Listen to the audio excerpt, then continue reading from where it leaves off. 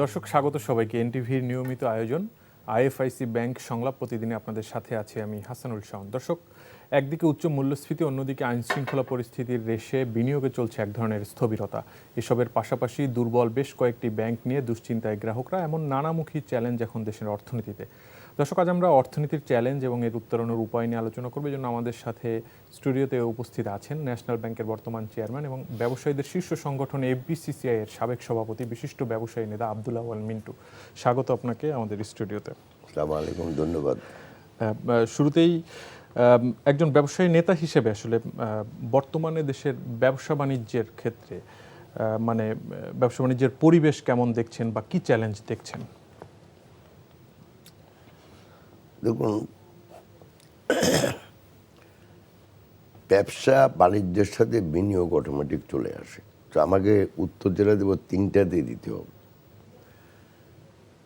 এই তিনটার জন্য প্রথম যে পরিবেশটা দরকার সেটা হলো একটা সামাজিক স্থিতিশীলতা, একটা মানে আমরা বলতে পারি যে সমাজে যে রাজনীতি, একটা রাজনৈতিক স্থিতিশীলতা, সামাজিক স্থিতিশীলতা এবং মানুষের মাল এবং জীবনের নিরাপত্তা, এই জিনিসগুলো তো বাংলাদেশে এখন মিসিং। এই জিনিসগুলো এই মুহূর্তে বাংলাদেশে যতটুকু আমরা বলতে পারি যে আমাদের জানমালের নিরাপত্তা, আমাদের শারীরিক নিরাপত্তা, এগুলি তো এই মুহূর্তে কেউ বলতে পারবে না যে 100% ঠিক আছে। আপনি যদি নিত্য নৈতিক যে অবস্থাগুলো দেখেন এখন, এগুলির কোনো কারণও আমি খুঁজে পাচ্ছি না যে একটা কলেজের ছাত্ররা আর একটা দুইটা কলেজের ছাত্রের সাথে বাড়াবাড়ি করতেছে। ওই রিক্সা নিয়ে একটা বিধিবিধান বানাইছেন, অটো রিক্সা নিয়ে যাইয়া ট্রেন লাইন বন্ধ, রাস্তা বন্ধ। তারপরে একটা ফ্যাক্টরিতে হয়তো শ্রমিকের বেতন দিতে পারেন নাই, তো আরও 3টা ফ্যাক্টরি বন্ধ। তা আমি মনে করি ব্যবসা বাণিজ্য এবং বিনিয়োগের জন্য, বিনিয়োগেরটা আরও পরে আসতেছি আমি, ব্যবসা বাণিজ্য করার জন্য যে সামাজিক স্থিতিশীলতা দরকার, যে রাজনৈতিক স্থিতিশীলতা দরকার, যে ধরনের সামাজিক পরিবেশ দরকার, একে অপরের বিশ্বাস স্থাপন করা, এই জিনিসগুলা বাংলাদেশে এখন মিসিং। অতএব ব্যবসা বাণিজ্য আছে, ব্যবসা বাণিজ্য চলবে। এখন যদি আপনি বলেন যে ব্যবসা বাণিজ্যের প্রসার হচ্ছে কিনা, আমি বলবো যে না।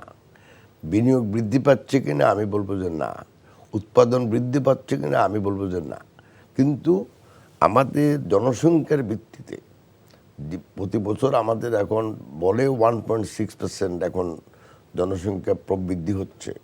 সেই অনুপাতে আমাদের যে উৎপাদন হওয়ার কথা, উৎপাদন বৃদ্ধি পাওয়ার কথা, উৎপাদনশীলতা বৃদ্ধি পাওয়ার কথা, সেটা কিন্তু এই মুহূর্তে নাই। তবে একটা জিনিস হচ্ছে, সেটা হলো যে দুর্নীতিটা এখন কমছে এই সরকারের আমলে, যার ফলে মানুষ স্বাভাবিক কার্যক্রম করার জন্য চেষ্টা করতেছে। সামাজিক স্থিতিশীলতা যে মিসিং বলছেন, মানে আপনার কাছে কি মনে হয় এটার কারণ কি? মানে আমরা কোন জায়গায় ব্যর্থ হওয়ার কারণে এটা হচ্ছে এখনকার বাস্তবতায়? এটা ব্যর্থ হওয়ার নানা কারণ আছে। একটা প্রথম যে কারণ সেটা হলো আপনার দীর্ঘদিন ধরে একটা সমাজকে প্রায় 20 বছর ধরে একটা সমাজকে আপনি একদমই চেপে রাখছেন একটা গ্রুপকে, আর আরেকটা গ্রুপকে আপনি যত অন্যায় অবিচার নির্যাতন তারা করে তাদের বিরুদ্ধে কোনো আইন প্রয়োগ করা হয়নি। তারা ব্যাংকে গেলে তারা চুরি করছে, ইলিগেলি টাকা উঠে নিয়ে গেছে। তারা যখন মানে গ্রামের বাজারে যা বাজারগুলা দখলে রাখছে, তো তখন এই ধরনের একটা দখলদারিত্ব সরকার দীর্ঘদিন মানুষের উপর চেপে বসে থাকে। আর মানুষ যখন এরা মানে ওদেরকে তাড়িয়ে দিতে পারেন, তখন কিন্তু মানুষের যে আবেগ, যে প্রত্যাশা, যে পুরানো দিনের যে আক্ষেপ, তো আশার প্রত্যাশা, পুরানো আক্ষেপ, এই সব কিছু মিলে সমাজে এই ধরনের একটা সমস্যা সৃষ্টি হয়। তবে আমি আশা করেছিলাম যে বিকজ এই সরকার পুরোপুরি নিউট্রাল, এটা কোনো দলীয় সরকার না, সে প্রেক্ষিতে আমাদের আশা ছিল যে এই সরকার আসার পরপরেও হয়তো আমাদের সামাজিক স্থিতিশীলতা অন্তত ফিরে আসবে। কিন্তু সেটা আমি মনে করিনি এখনো ফিরে আসছে। সরকার চেষ্টা করতেছে, আমরা সহায়তা করতেছি। আপনি দেখেন বিএনপি তরফ থেকে কিন্তু বরাবরই সমর্থন দিয়ে যাচ্ছে এই সরকারকে, যে কোনো ইস্যুতে আপনি ধরেন। তো সেই প্রেক্ষিতে আমি বলতে পারি যে একটা হলো দীর্ঘদিনের পুঞ্জীবিত ক্ষোভ মানুষের, অধিকার হারা মানুষ যখন অধিকার পায় একটু রিঅ্যাক্টিভ হয়, সেটাই হচ্ছে এখন। তো সেক্ষেত্রে সরকারের কি করণীয় আছে এই মুহূর্তে? সবই তো সরকারের করণীয়, কারণ দাবি দেওয়া তো সব মানতে পারবে না সরকার। অতএব এদের সাথে কথাবার্তা বলে যেন মানুষ যেন একটু ভবিষ্যতে আশা বসে যেন একটা স্থিতিশীলতা দেয় এখানে। 2 নম্বর হলো আইন শৃঙ্খলা রক্ষা করার দায়িত্ব তো সরকারের, এটা তো বিরোধীদেরও না, এটা জনগণেরও না। সো সেখানে আমি বলবো যে যেমন এখানে পুলিশ আছে, আর্মি কাজ করতেছে, এত তো সত্ত্বেও আমি দেখছি যে আমাদের যেই পর্যায়ে আমরা আইন শৃঙ্খলা থাকার কথা সে পর্যন্ত আমরা পৌঁছতে পারিনি এখনো। সেক্ষেত্রে এই রাজনৈতিক স্থিতিশীলতার কথা বলছিলেন আপনি, সামাজিক স্থিতিশীলতার কথা বলছিলেন, আইন শৃঙ্খলা পরিস্থিতির ব্যাপারটা আমরা দেখছি, সব মিলে আসলে আমাদের মানে বিনিয়োগ এর কারণে আশঙ্কাজনক হারে আসলে কম হচ্ছে কিনা, বা এটা নেতিবাচক প্রভাব পড়ার আশঙ্কা থাকে কিনা? শুনুন, আপনি বিনিয়োগের কথা বলছেন। একটা দেশে, আমাদের দেশের কথা ধরি, আমি একটু পিছন থেকে গেলে জিনিসটা হয়তো শ্রোতা ভাই বোনেরা বুঝতে পারবেন। একটা দেশে কেন মানুষ বিনিয়োগ করে? উৎপাদন বৃদ্ধি করার জন্য। উৎপাদনের সাথেই তো ব্যবসা বাণিজ্যের প্রসার জড়িত। 2, উৎপাদন করলে আপনি রপ্তানিও করতে পারেন। একটা হলো দেশের চাহিদা মেটাবেন, অন্যদিকে আবার আপনি রপ্তানি করে আপনি বৈদেশিক মুদ্রা অর্জন করবেন। যে বৈদেশিক মুদ্রা অর্জন করবেন সেটা দিয়ে আবার অন্য চাহিদা মেটানোর জন্য বিদেশ থেকে আপনি খাদ্যদ্রব্য হোক বা নিত্য প্রয়োজনের জন্য হোক আপনি আমদানি করে আনবেন। এখন বিনিয়োগের কতগুলা আমি মনে করি প্রাথমিক, আপনি বলতে পারেন যে এটা হলো পূর্ব শর্ত বলতে পারেন। বিনিয়োগের প্রথম পূর্ব শর্ত সামাজিক মূলধন। আর সামাজিক মূলধনকে আপনি আবার সামাজিক ব্যবসার সাথে একসাথে করেন না। এটা আমাদের ডক্টর ইউনূসের যে থিওরি সামাজিক ব্যবসা, এটাকেও আমি অ্যাপ্রিসিয়েট করি, বাট ওটার সাথে এটা কোনো সম্পর্ক নেই। সামাজিক মূলধন বলতে আমি পার্টটি আপনাকে অলরেডি বলছি। সামাজিক মূলধন বলতে যেটা বোঝায় সেটা হলো মানুষের মধ্যে একটা একতা, মানুষে সুসম্পর্ক, এটার একটা সাইড। প্রতিষ্ঠানগুলো যথারীতিভাবে কাজ করা। 3 নম্বর হলো আপনার রাজনৈতিক দলগুলোর ভিতরে তর্ক বিতর্ক, আলোচনা সমালোচনা যাই হোক, দেশের স্বার্থে একটা একটা একটা ঐক্যমত্যে পৌঁছানো। মানুষের একজন একজনকে বিশ্বাসের সাথে, যদি আপনি অবিশ্বাসের কাজ করেন, যেমন আমি আর আপনি যদি একটা চুক্তি করি, যদি চুক্তিটা যদি আমি মানলাম কিন্তু আপনি অনুযায়ী আমাকে পয়সা দিলেন না মনে করেন, বা আপনার কাজটা আপনি করলেন না, তাহলে আপনি তো যাবেন তো বিচার বিভাগের কাছে। তো বিচার পাইতে কতদিন লাগে আপনি বন্ধু বান্ধবকে জিজ্ঞাসা করেন, 10 বছর 15 বছর 20 বছরও কোনো বিচার পাওয়া যায় না। তো যেটা আমি বলতেছি সেখানে যে যদি আপনার সামাজিক নিরাপত্তা না থাকে, সামাজিক স্থিতিশীলতা না থাকে, মানুষের জানমালের নিরাপত্তা না থাকে, এবং যদি আপনার এই নিজেদের ভিতরে যদি তর্ক বিতর্ক, আলোচনা আলাপ যাই হোক না কেন, যদি ওইটার ভিত্তিতে একটা ঐক্যমত্যে পৌঁছানো না যায় দেশের ভবিষ্যৎ নিয়ে, দেশের ভালো মন্দ নিয়ে, তাহলে কিন্তু সামাজিক মূলধনে ঘাটতি থাকে। তো সামাজিক মূলধন যদি ঘাটতি হয় তাহলে বিনিয়োগ এমনি কম হয়। 2 নম্বর হলো আর্থিক মূলধন। আপনি ব্যাংকিংয়ের অবস্থা একটু এক ওয়ার্ডে বলছেন, আপনি দেখেন ব্যাংকিংয়ের অবস্থা এখন কি, প্রতিটি ব্যাংকই তো কোনো না কোনো সমস্যার সম্মুখীন। কেউ কাস্টমারদের টাকা দিতে পারছে না, কেউ এলসি করলে সে এলসির পয়সা দিচ্ছে না, অথবা কেউ এলসি করতে পারছে না। সো সামাজিক মূলধনের অভাব, আর্থিক মূলধনের অভাব, এই দুটা। 3 নম্বর হলো যেটা একটা মানুষ কী চায়, বিনিয়োগ করলে তার জানমালের নিরাপত্তা চায়, সেই নিরাপত্তা বোধেরও একটা অভাব আছে। এই সব মিলিয়ে কিন্তু গত 3 বছর বাংলাদেশে বিনিয়োগ বৃদ্ধি পায় নাই। আর বিনিয়োগ এমনি বৃদ্ধি পায় না, বিনিয়োগ হয় দেশীয় সঞ্চয় থেকে। যদি আপনার দেশের সঞ্চয় কম হয়, বিনিয়োগও কম হবে। এখন বাংলাদেশের যে মূল সমস্যা, গত 3 বছর যদি আপনি দেখেন বা 2.5 বছর, তাহলে আমাদের মজুরির হার যে হারে বাড়ছে তার থেকে বেশি ছিল মূল্যস্ফীতি। এখন যদি আপনার 10,000 টাকা বেতন পান গত বছর, এবং আপনার খরচ ছিল 10,000 টাকা ধরুন, আর এবছর যদি আপনার মজুরির হার 5% বাড়লে সে আপনি 10,500 টাকা পাবেন। কিন্তু যদি 10% যদি মূল্যস্ফীতি হয়, তাহলে আপনার 1,100 টাকা খরচ হচ্ছে, 11,000 টাকা। তো এই 5,500 টাকা আপনি কোথায় পাবেন? হয় আপনি ধার করতেছেন, না আপনি পুরানো সঞ্চয় উঠাইয়া আপনি এখন খরচ করতেছেন।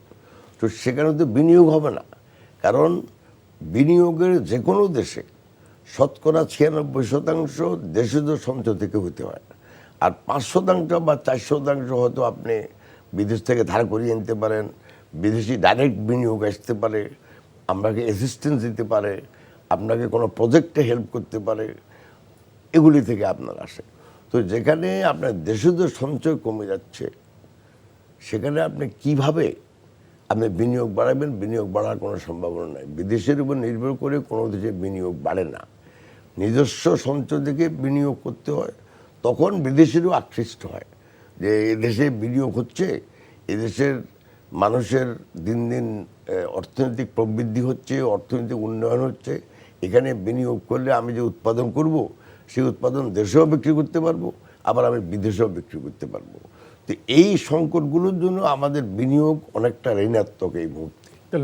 সেটার তো খুব বড় ধরনের নেতিবাচক প্রভাব আমাদের কর্মসংস্থানে পড়তে পারে সামনের দিনে। যদি আপনি যেমনটা বলছিলেন 2-3 বছর ধরেই এখন আপনি ধরেন, এটা তো আমার বলার অপেক্ষা রাখে না।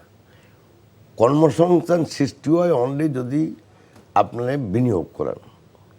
এখন বিনিয়োগ যদি না হয়, কর্মসংস্থান হবে না। এখন আমাদের যে সমস্যা, সামাজিক সমস্যার সৃষ্টির তো প্রাথমিক কারণ যেটা, সেটা হলো যে আমাদের এখানে কর্মসংস্থান নাই। ছেলে বলেন, মেয়ে বলেন, যুবক বলেন, তারা হলো এখন বেকার। তো বেকার লোকেরা তো ঘরে বসে আল্লাহ আল্লাহ করবে না শুধু, তাদের তো কিছু একটা করতে হয়। এখন বাংলাদেশে যদি আমরা বাংলাদেশের পরিসংখ্যানকে আপনি বিশ্বাস করেন, তাহলে বাংলাদেশের এখন থেকে 17 বা 18 বছর আগে বাংলাদেশের জনসংখ্যার প্রবৃদ্ধির হার ছিল 1.7 বা 8%। সে অনুযায়ী আপনি দেখেন প্রায় 23 থেকে 24 লক্ষ যুবক বা যুবতী 16 বছর হইয়া কর্মবাজারে আসতেছে। তো যখন এই 23-24 লক্ষ লোক কর্মবাজারে আসে, সবাই তো চাকরি চাচ্ছে না। কিছু কিছু আছে হয়তো বিয়ে শাদী হয়ে যায় মেয়েদের, কিছু কিছু আছে আবার লেখাপড়া কন্টিনিউ করে, আবার অনেকে আছে বিদেশে চলে যাচ্ছে। এত সত্ত্বেও আমাদের ধারণা অন্তত 19 থেকে 20 লক্ষ লোক প্রতি বছর চাকরির বাজারে আসতেছে, তারা কর্মসংস্থান খুঁজছেন। এর সাথে যোগ হয় নর্মালি যখনই কৃষিখাতে উৎপাদনশীলতা বাড়ে, অর্থাৎ একই জমিতে আপনি যদি বেশি উৎপাদন করেন, সেটা জমির জন্য হচ্ছে না তেমন, এটা হচ্ছে আপনি ভালো উপাদান দিচ্ছেন, ভালো সার ব্যবহার করতেছেন, যন্ত্রপাতি ব্যবহার করতেছেন, যার ফলে কৃষিতে উৎপাদনশীলতা যত বাড়ে, তত কৃষিতে লোক মানে কর্মসংস্থান তত কমে যায়।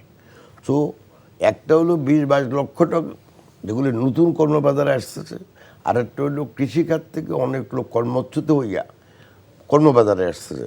তো এই দুইটাকে যদি আপনার সামাল দিতে হয়, তার সাথে পাল্লা দিয়ে আপনাকে উৎপাদনশীল খাতে আপনাকে বিনিয়োগ করতে হবে। যেমন গার্মেন্ট ইন্ডাস্ট্রি, লেদার ইন্ডাস্ট্রি, এগুলি সবগুলোতে কিন্তু অনেক লেবারের দরকার হয়, অনেক কর্মসংস্থান সৃষ্টি হয়।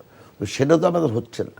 সো যেই হারে লোক কর্মবাজারে আসতেছে, সেই কর্মসংস্থান সৃষ্টির জন্য যে বিনিয়োগ দরকার এবং যেই খাতে বিনিয়োগ দরকার, সে খাতে তো আমাদের বিনিয়োগ হচ্ছে না। এখন আপনি বলতে পারেন আমাদের বিনিয়োগ তো ভালোই হচ্ছে। এখন আপনি দেখুন, একটা পদ্মা ব্রিজ বানাইতে আপনার মনে করেন 30,000 কোটি টাকা লাগছে। আমি পদ্মা ব্রিজের পক্ষে, কিন্তু একটা পদ্মা ব্রিজ কয়টা কর্মসংস্থান করতেছে? কিছু লোকের টোল নেই, কিছু লোক মেনটেন্যান্স আছে, 500 লোক, 1,000 লোক, 2,000 লোক। কিন্তু 30,000 কোটি টাকা যদি আপনি খরচ করে যদি 30টা ফ্যাক্টরি করতেন, লাইক গার্মেন্ট ফ্যাক্টরি, আপনার উৎপাদন বাড়তো, রপ্তানি না, বাড়তো। কানেক্টিভিটির ক্ষেত্রে তো এই ধরনের আমি বলতেছি, আর এটার একটা মনে করেন আপনার এই যে উৎপাদন বৃহৎ বাড়তো অঞ্চলের সাথে না, রাজধানী, সেটা আমি আসতেছি, ওটা হলো সোশ্যাল ভ্যালু। তারপরে আপনার আছেন ওই যে এর নাম কি, এই যে লোকগুলা কর্মসংস্থান হচ্ছে না এখন আর, কারণ আপনার এখানে 3,000 লোক কাজ করে, মানে ওখানে 30,000 লোক কাজ করতো। কিন্তু পদ্মা ব্রিজের একটা সোশ্যাল ভ্যালু আছে, সামাজিক ভ্যালু আছে, ওটাও ইকোনমিক ভ্যালু। সেটা হলো আপনি প্রতিদিন ওই দক্ষিণের দিক থেকে মনে করেন যদি দক্ষিণাঞ্চল থেকে যদি ঢাকা শহরে যদি 5 লক্ষ লোক আসছে ফর এক্সাম্পল, তো প্রতিদিন 2 ঘন্টা বাঁচলো আসা যাওয়াতে, তো 2 ঘন্টা 10 লক্ষ ঘন্টা কাজের ঘন্টা বাঁচলো। এই 10 লক্ষ ঘন্টা দিয়ে আপনি কি করবেন? আপনি বাড়িতে বসে বসে তো কদিন থাকবেন? যদি হাজব্যান্ড ওয়াইফ থাকে তো মারামারি করবে, ছেলে মেয়েদের সাথে বাপের মারামারি হবে, ভাইয়ে ভাইয়ে মারামারি করবে যদি অন্য কোনো কাজ না পায়।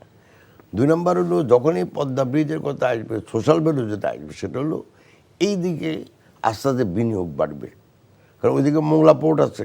তো এটা সোশ্যাল ভ্যালু আছে। সোশ্যাল ভ্যালুকে যদি আপনি ইকোনমিক অর্থনৈতিক ভ্যালুতে রূপান্তরিত করতে চান, এটা একটা সমস্যাপক্ষ ব্যাপার।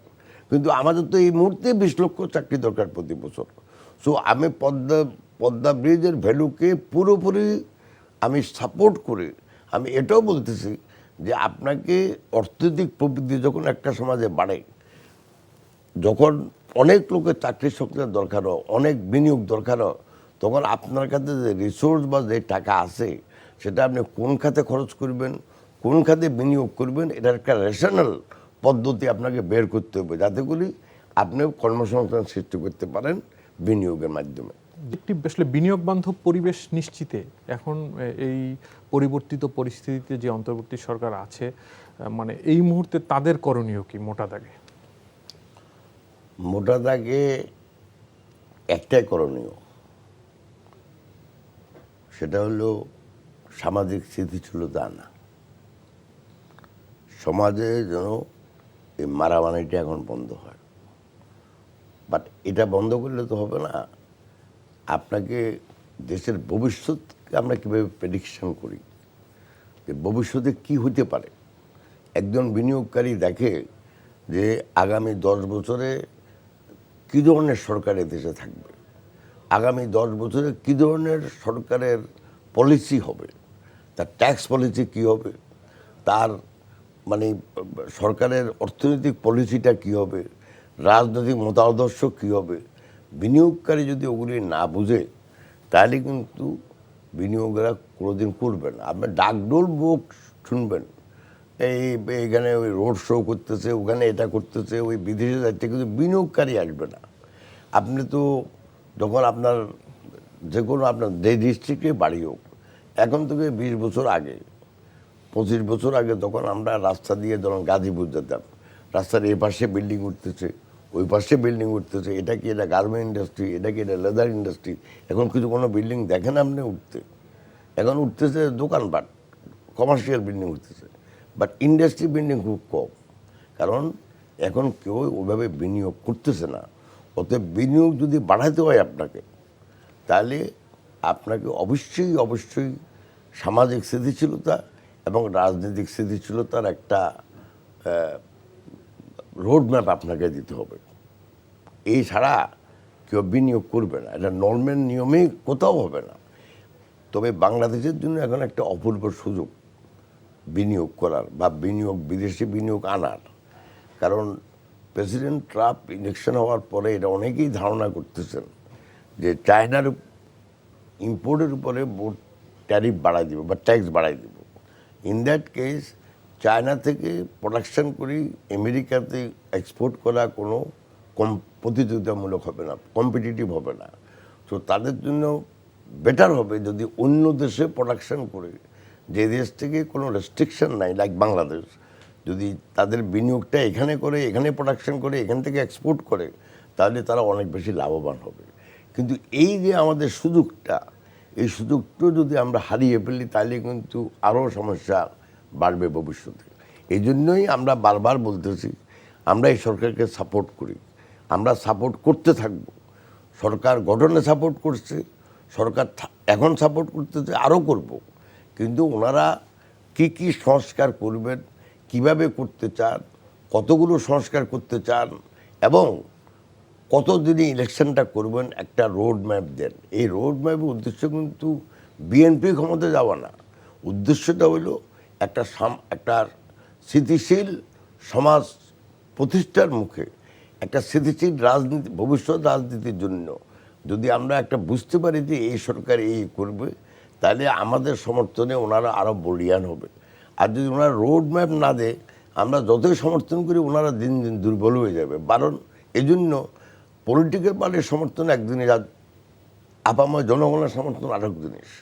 সেই জন্যই আমরা চাচ্ছি যে ভাই আপনারা থাকেন, যে কদিন থাকার আছে বলেন কতদিন থাকবেন, ওই একটা রোড ম্যাপ আপনারা দেন, যাতে করে আমরা বুঝি কখন ইলেকশন হবে, কখন দেশে গণতান্ত্রিক সরকার আসবে, কখন রাজনীতি স্থিতিশীল হবে। জি, আমরা একটু ব্যাংকিং খাতের আলোচনায় আসতে চাই। আপনি নিজেও একটা ব্যাংকের চেয়ারম্যান, তো দুর্বল কিছু ব্যাংক নিয়ে বেশ আলোচনা হচ্ছে। গ্রাহকদের মধ্যে এক ধরনের অনিশ্চয়তা আমরা দেখেছি সাম্প্রতিক সময়, অনেক ব্যবসায়ীও বিপাকে পড়েছেন আসলে। সেই জায়গা থেকে বাংলাদেশ ব্যাংক নানামুখী উদ্যোগ নিচ্ছে। বিশেষ করে গভর্নর বলছেন যে নতুন করে টাকা ছাপাবেন না, অন্য ব্যাংক থেকে, একটু শক্তিশালী ব্যাংক থেকে একটা আর্থিক সাপোর্ট দেওয়া হচ্ছে। তো অনেক ধরনের উদ্যোগ হচ্ছে আসলে। এই ব্যাংকিং খাতের এই দুরবস্থা নিয়ে আসলে আপনাদের ব্যবসায়ী সমাজের মূল্যায়নটা কি এখন? ব্যাংকিং খাতের দুরবস্থা কেন, এটা বোধহয় আমাদের সবাই জানা। ব্যাংকিং খাতকে এক ধরনের লুটপাট করা হয়েছে। একটা স্বার্থান্বেষী মহল, সরকারের মদতপুষ্ট এবং সমর্থনপুষ্ট, তাদের সাথে বাংলাদেশের আমলারা, অর্থাৎ একটা রাজনৈতিক গোষ্ঠী, একটা ব্যবসায়ী নামক লুটেরা গোষ্ঠী, তার সাথে একটা আমলা গোষ্ঠী, এরা একত্রে একটা নিজেরাই একটা স্বার্থান্বেষী গোষ্ঠীর গঠন করে শুধু ব্যাংক লুট করে নয়, তারা বাংলাদেশের প্রতিটি খাতকে তারা তাদের দখলে নিয়ে গেছে।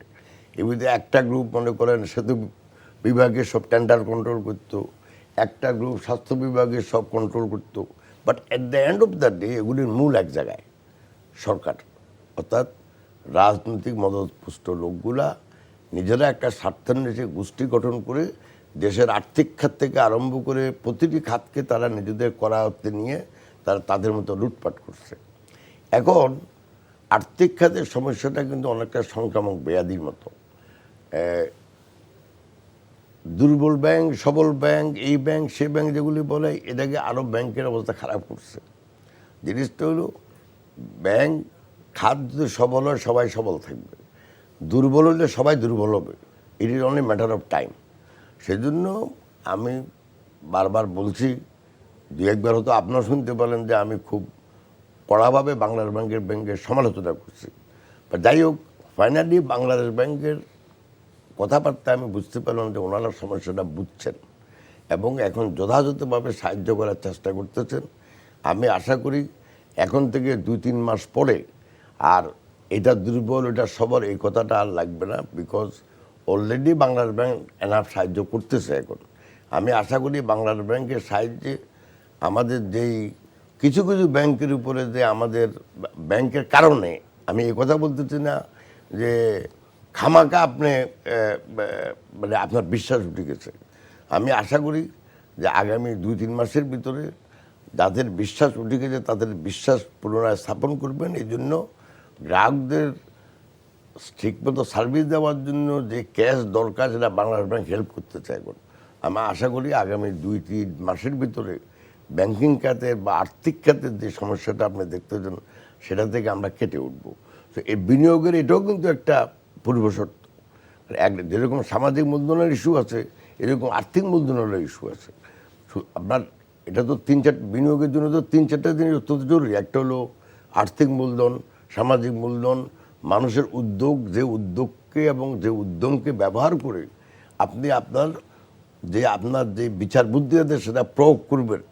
এই 3টার সমন্বয় আমি আশা করি ব্যাংকিং খাতও ভালো হবে, ভবিষ্যতে বিনিয়োগ ও বৃদ্ধি পাবে। কিন্তু এই জন্য আপনার দরকার রাজনৈতিক স্থিতিশীলতা এবং ভবিষ্যতে একটা রাজনৈতিক মানে যে আমরা বুঝতে পারি যে রাজনীতি কোন দিকে যাচ্ছে। আচ্ছা, সেক্ষেত্রে আপনি বলছেন যে গ্রাহকদের অবশ্যই আশ্বস্ত হওয়ার মতো কথা, 2 থেকে 3 মাসের মধ্যে হয়তো এই জিনিসগুলো ঠিক হয়ে যাবে।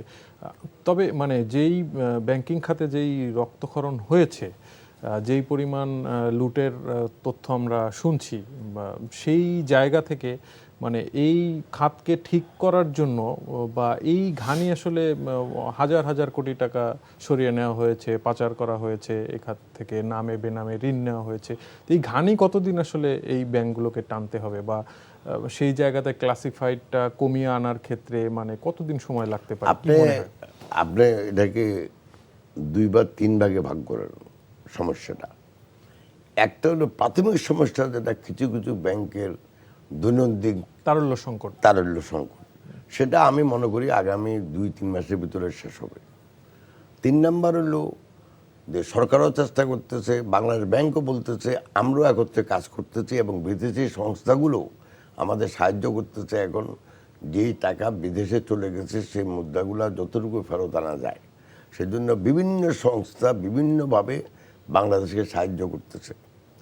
3 নাম্বার যদি আপনার ধরেন, সেটা হলো দেশে যেই টাকা আছে সেই টাকাকে রিকভার করা, মানে যেগুলি এমনি অনিয়ম করে দুর্নীতির মাধ্যমে লোন নিচ্ছে, এখন লোন ফেরত দিচ্ছে না, সেটার জন্য আমার বাংলাদেশ ব্যাংক সহ সাহায্য করতেছে আমাদের। প্রতিটি ব্যাংক যারা এই অনিয়ম করে টাকা নিছে, যারা দুর্নীতির মাধ্যমে টাকা নিচ্ছে, যেন টাকা ফেরত দেয় সেই জন্য যথাযথ ব্যবস্থা নিচ্ছে। এখন কিন্তু টাকা তো চাইলে তো একদিনে আসবে না। আবার কিছু কিছু লোন আছে, আপনি নিয়মিত লোন নিছেন, কিন্তু আপনার উৎপাদন ব্যবস্থা এখন ঠিকমতো উৎপাদন করতে না পারাতে আপনি সমস্যায় পড়ে গেছেন, সেটাও আমরা বুঝতেছি। সো আপনার এই সমস্যাগুলো সমাধানে হয়তো 2-3 বছর লাগবে, কিন্তু গ্রাহকের কাছে কিন্তু মেইন তারল্য সংকট। তো গ্রাহকের বিশ্বাস অর্জনের জন্য যে কাজটা দরকার, সেটার কাজ ধরেন আজকে থেকে শুরু হয়েছে। আমি যা বুঝি বাংলাদেশ ব্যাংক সাহায্য করছে, আজকে থেকে শুরু হচ্ছে। আমি আশা করি আগামী 2-3 মাসের ভিতরে এই সমস্যা চলে যাবে। তবে একটা জিনিস আপনাকে বুঝতে হবে, সেটা হলো যে আপনি যদি সব গ্রাহক যদি অবিশ্বাস করে যদি একটা ব্যাংক থেকে তার সব টাকা নিয়ে যেতে চায়, তাহলে দুনিয়াতে কোনো ব্যাংক আর ব্যাংক থাকবে না। কথা বলতে সেজন্য আমি চাই যে গ্রাহকরা বিশ্বাস স্থাপন করুক, not so much on the bank, but আমাদের অর্থ উপদেষ্টা বলছেন কোনো ব্যাংক বন্ধ করতে দেওয়া হবে না। 2, আমাদের গভর্নর সাহেব বলছেন সব ব্যাংকে যেন ঠিকমতো চালাইতে পারে, সেজন্য আমরা ব্যবস্থা নিচ্ছি। এবং অনেক ব্যাংকে কিন্তু বোর্ড অফ ডাইরেক্টরকে নতুন করে উনি রিসাফল করে দিচ্ছেন।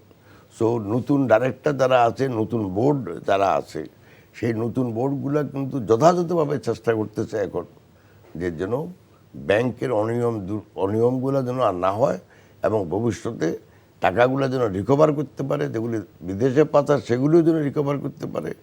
এই 3টার সমন্বয়ে আমি মনে করি আগামী 2 বছর লাগবে ব্যাংকিং খাত পুরোপুরি সামর্থ্য অর্জন করতে। কিছুদিন আগে গভর্নর ডক্টর আহসান ইস মনসুরও বলেছেন যে সার্বিকভাবে একটা শৃঙ্খলায় আনতে 2 থেকে 3 বছর সময় লাগতে পারে। তো মানে সেক্ষেত্রে আপনি যেটা বলছিলেন যে এই পাচার হওয়া অর্থ ফেরত আনা বা ব্যাংক থেকে যে লুট হয়েছে দেশে নামে বেনামে ঋণ, সেটার প্রক্রিয়াও আস্তে আস্তে শুরু হয়েছে, বা অনেক অনিয়মের কথা বলছেন। আমরা সবাই জানি এখন দেশের যে ব্যাংক খাতে কীভাবে অনিয়ম করা হয়েছে। তো এটার সাথে যারা জড়িত তাদের বিচার এবং এই ব্যাংকের অর্থগুলো পুনরুদ্ধার করা, মানে সেই প্রক্রিয়াটা আসলে কতটা সন্তোষজনক দেখছেন এখন পর্যন্ত? আসলে প্রথম কথা হলো যে আমরা শুধু লুটপাট ব্যাংকিং খাতের কথা বলি, বিকজ ওটা খুব বাহ্যিক দেখতে পাচ্ছেন আপনি, বিকজ ওটা সমস্যা সৃষ্ট সমস্যা আপনাকে ক্ষতিগ্রস্ত করতেছে, আপনার টাকা উঠাতে পারছেন না। বাট বাংলাদেশের প্রতিটি খাত একইভাবে কিন্তু লুণ্ঠিত।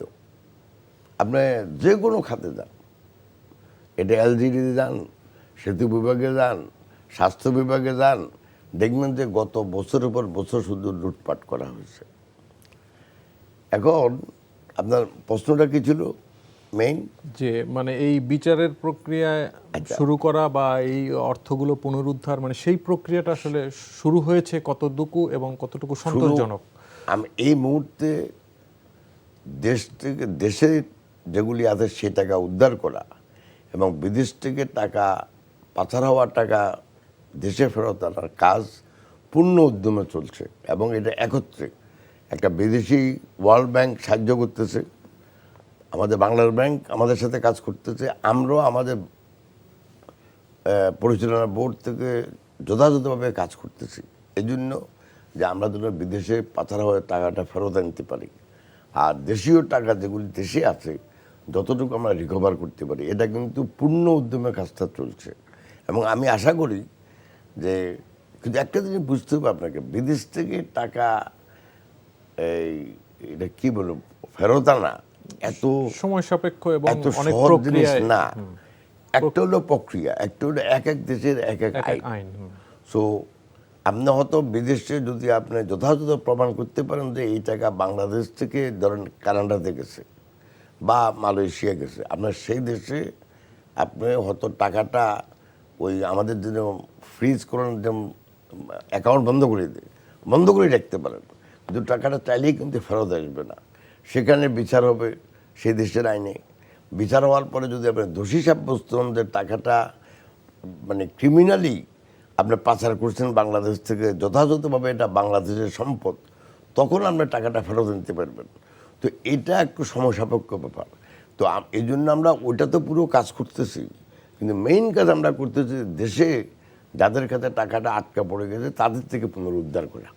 জি, আমরা একটু দ্রব্যমূল্য পরিস্থিতি নিয়ে কথা বলতে চাই। মূল্যস্ফীতির আলোচনাটা গত 2 বছর ধরে বেশ জোরে সোরে আসছে। আসলে সাধারণ মানুষ, কম আয়ের মানুষের অবস্থা খুবই খারাপ। আমরা দেখছি যে মানে দ্রব্যমূল্য পরিস্থিতি একবার এক পণ্য খুব দাম বেড়ে যাচ্ছে, নিয়ন্ত্রণে আনা যাচ্ছে না কোনোভাবেই, যেটি আসলে এই চড়া দ্রব্যমূল্য আসলে উস্কে দিচ্ছে। বরাবরই আমরা দেখছি যে মূল্যস্ফীতিকে 9% বেশি, গত মাসে 10% বেশি হয়েছে। মানে বাংলাদেশ ব্যাংক বলছে যে একটি সংকোচনমূলক মুদ্রানীতির মাধ্যমে মূল্যস্ফীতি নিয়ন্ত্রণের চেষ্টা চলছে। তো আপনার কাছে কি মনে হয় আসলে মানে মূল্যস্ফীতি নিয়ন্ত্রণ করতে পারছি না কেন? শুনেন, মূল্যস্ফীতির জানা মতে অর্থনৈতিক দৃষ্টিকোণ থেকে 16 থেকে 18টা কারণে মূল্যস্ফীতি হয় একটা দেশে। এখন মুদ্রার সরবরাহ বাড়লে যেরকম মূল্যস্ফীতি হয়, আবার খাদ্য যদি আপনার পণ্যের সংকট হয় তাহলেও মূল্যস্ফীতি হবে। কারণ বাজারে যদি আপনি যদি মনে করেন আমরা 10 জন এক বাজারে যাই, 10 জনের 10টা কদু কিনতে চাই, আমি সিম্পল হিসাবে বলতেছি, লাউ, কিন্তু বাজারে 8টা লাউ আছে, তাহলে এই 10 জনে তো কম্পিটিশন করবে। এই আমার বাড়ি থেকে আমার বউ বলছে লাউ কেনার জন্য। সো আমরা 10 জনে যখন কম্পিটিশন করব তখন 10 টাকার লাউ 12 টাকা হয়ে যাব, আরও বেশি হইতে পারে। এখন আপনি দেখেন যে রোজার আগে বা রোজার সময় যে অনেক পণ্যের দাম একটু বেড়ে যায়, যেগুলোর চাহিদা বাড়ে সেগুলোর চাহিদা বাড়ে। তো এখন একটা হলো যে চাহিদা তত্ত্ব, যদি আপনার সরবরাহ ঘাটতি হয়, আর একটা হলো চাহিদা আছে সরবরাহ না, যেটা বললাম, আরেকটা আছে যদি আপনি চাহিদা অতিমাত্রা বেড়ে যায়। মানে আমাদের দেশে আসলে কোনটা হচ্ছে? একটা দীর্ঘ সময় ধরেই তো এটাই তো আমি বলার চেষ্টা করেছি গত 1 মাস, যে দেখেন মূল্যস্ফীতি কমানোর একটা ইনস্ট্রুমেন্ট বা একটা হাতিয়ার বা একটা যন্ত্র কেন্দ্রীয় ব্যাংকের কাছে আছে। সেটা হলো উনি মুদ্রা সরবরাহ যদি কমাই দেয় তাহলে টাকা মানুষের সাথে কম যাবে, তাহলে টাকা কম গেলে মানুষের ডিমান্ডটা, চাহিদাটা কমবে। মানুষের চাহিদা যখন কমবে তখন বাজারে যে পণ্য আছে সেই এটার দাম কমে আসবে। কিন্তু এটার আবার অনেকগুলা নেগেটিভ রিয়াকশান আছে। যেই মাত্র আপনি মুদ্রা সরবরাহ কমাবেন তখন আপনার মনে করেন ইন্টারেস্ট রেট বেড়ে যায়। যেমন গত এই 8-9 মাস আগেও আমাদের সুদের হার ছিল 9% এবং দীর্ঘদিন এটাকে ধরে রাখা হয়েছে এবং ব্যবসা বাণিজ্য বিনিয়োগে সেটার একটা ইম্প্যাক্ট আছে, এবং এটা আমি মনে করি সরকার নিজের স্বার্থে এবং তাদের সমর্থিত লোকদের স্বার্থে এটা করছে। এখন 9% থেকে এখন সুদের হার এখন হয়ে গেছে 15.5%। এখন আপনি ধরেন এই 5.5 যে হলো, একটা লোকে যে লোন নিয়ে এই উৎপাদনটা করতেছে কাঁচামাল আমদানি করে, তার দাম বাড়বে না? ওটাও তো একটা মূল্যস্ফীতি। এক, 2 নম্বর হলো আপনার যখন এলসি আপনি ঠিকমতো করতে পারবেন না, বিকজ যখন মুদ্রা সরবরাহ কমাবে, ব্যাংকে টাকা কমাবে, তখন ব্যাংক ঠিকমতো এলসি করতে পারবে না। তো তখন যদি এলসি না করেন, যেই দেশে প্রতিটি ইন্ডাস্ট্রি র মেটেরিয়াল ইম্পোর্ট বেসড, প্রতিটি খাদ্যপণ্য ইম্পোর্ট বেসড, সে দেশে আপনি কী করি পণ্যের সরবরাহ ঘাটতি বন্ধ করবেন যদি ইম্পোর্ট না করেন? তো অতএব মূল্যস্ফীতির এখানে অনেকগুলো কারণ আছে, বাজার ব্যবস্থাপনার একটা বিষয়। অতএব উনি একদিক দিয়ে মূল্যস্ফীতি কমাতে চাচ্ছেন, কিন্তু আরো 3 কারণে মূল্যস্ফীতি বেড়ে যাচ্ছে। জি, বুঝতে পেরেছি। আসলে আমাদের হাতে আর সময় নেই। আপনাকে অনেক ধন্যবাদ আমাদের সাথে স্টুডিওতে এসে গুরুত্বপূর্ণ আলোচনায় অংশ নেওয়ার জন্য। দর্শক, আজ এখানেই শেষ করছি। আশা করছি সবাই ভালো থাকবেন, সুস্থ থাকবেন। ধন্যবাদ সবাইকে।